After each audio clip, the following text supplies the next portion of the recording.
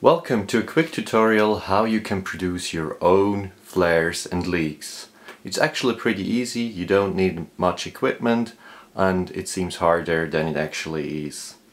Well, basically what you need is an easy setup. You need a black background, then you need a small light source, a really tight one, basically an imitation of the sun.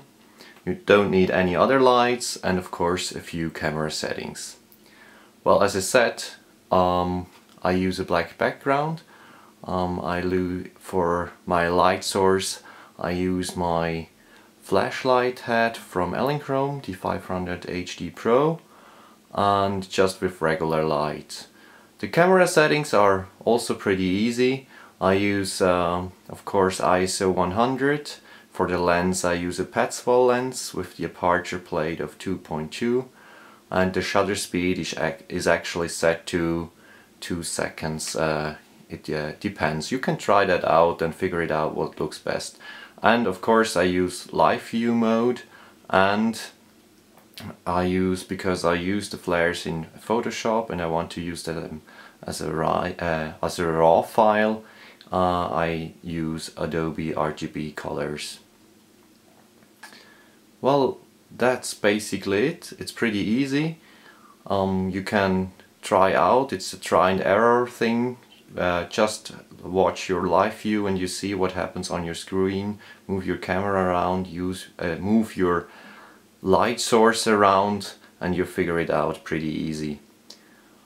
With the leaks it's a bit different. Those are reflections in the lens, indirect reflections and so on. They come actually from post-production, from the analog times.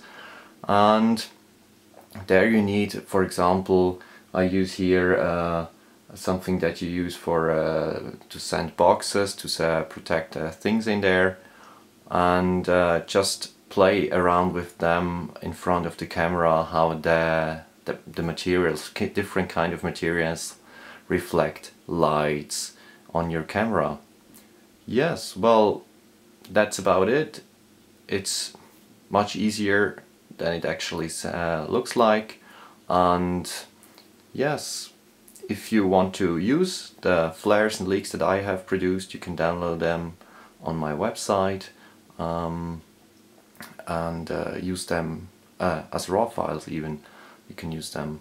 Well, yeah, have fun by using flares and leaks, and I hope my tutorial helped you a bit. Cheers me.